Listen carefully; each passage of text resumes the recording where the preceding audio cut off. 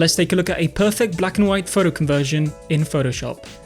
Once you've opened your image inside of Photoshop, unlock it by double-clicking on the layer and select OK. Now go to the Channels tab, located to the right of the Layers tab, and in here we'll be able to preview what our image is made up of. We have red, green, and blue. And as we select each one, we can identify which of the areas are darkest and lightest in each one.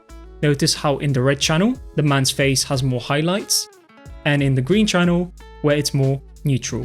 So the process with black and white conversion is to balance everything out to your liking.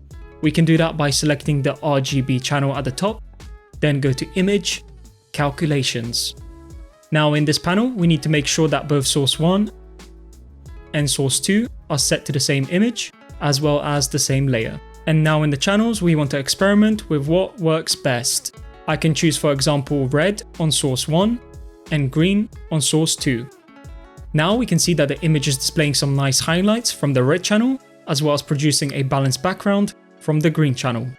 You should think of sources as two layers stacked on top of each other, and the reason they're blending together so well is because of the blending mode. In this scenario, Lighten works beautifully. Feel free to change it to something like Overlay for a super contrasty effect. Remember, you can always reduce the opacity or change how the channels are stacked by simply changing them. What I like to do is click on it once and then use the scroll wheel on my mouse to cycle through different options.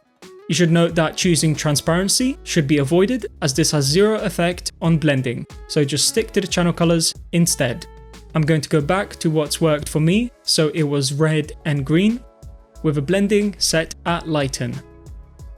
Now to output this, select New Channel in the Results tab and select OK. Photoshop has now generated an alpha channel that we need to convert into a new layer. To do this, go to Select All. Then go to Edit, Copy. Now go back to the standard viewing mode by selecting the RGB channel, go back to the Layers panel, and then go to Edit, Paste. And now we have a new layer with the black and white conversion applied. You may be asking yourself, why go through all this effort when I could, for example, create a hue saturation adjustment, drag the saturation down to 0%, and call it a day?